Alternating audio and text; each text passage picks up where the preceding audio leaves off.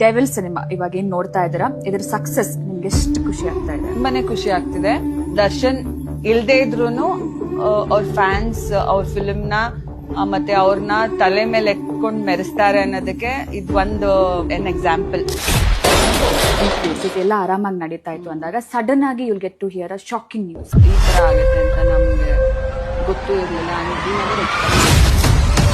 Profession ನ ದೇವ್ಕಿಂತ ಜಾಸ್ತಿ ಪೂಜೆ ಮಾಡ್ತಾರೆ. ನೀನು ಪದೇ ಪದೇ ಹುಟ್ಟು ಬರ್ಬೇಕು ಅನ್ಸುತ್ತೆ ಈ ಋಣ ತೀರ್ಸಕ್ಕೆ. ವಾರದಲ್ಲಿ 2 times ಮಾಡ್ತಾರೆ ನಮಗೆ ಫೋನ್. ಅವತ್ತು specially 12 o'clock he called me.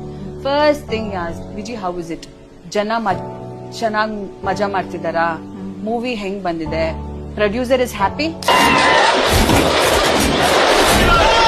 ನನ್ ಬಗ್ಗೆ ಮಾತಾಡಿದ್ರು ಅಫೆಕ್ಟ್ ಆಗಲ್ಲ, ಈಗ ನನ್ ಮಗನ್ ಬಗ್ಗೆ ಮಾತಾಡಿದ್ರು ಅಫೆಕ್ಟ್ ಆಗಲ್ಲ.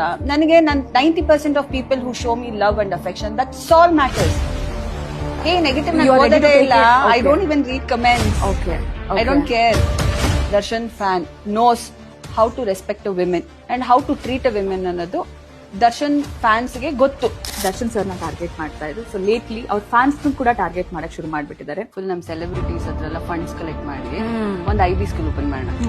ಈ ಯಾರ್ಯಾರು ಹೇಳ್ತಿದಾರಲ್ಲ ಅನ್ಎಡ್ಯುಕೇಟೆಡ್ ಅದು ಅವ್ರನ್ನೇ ಕರ್ಕೊಬಂದು ಪ್ಲೀಸ್ ಎಡ್ಯುಕೇಟ್ ದೆಮ್ ಅಂತ ಹೇಳೋಣ. ವಾಟ್ ಐ ರಿಕ್ವೆಸ್ಟ್ ಮೀಡಿಯಾದವ್ರಿಗೆ ಅಂದ್ರೆ, if you are airing some matter about things ಅಲ್ವಾ, ಸ್ವಲ್ಪ ಅದ್ರ ಬಗ್ಗೆ ಯೋಚನೆ ಮಾಡಿ ಅದು ಕರೆಕ್ಟ್ ಅಥೆಂಟಿಕ್ ನ್ಯೂಸ್ ಅಂತ ನೋಡ್ಕೊಂಡು ಹಾಕಿ.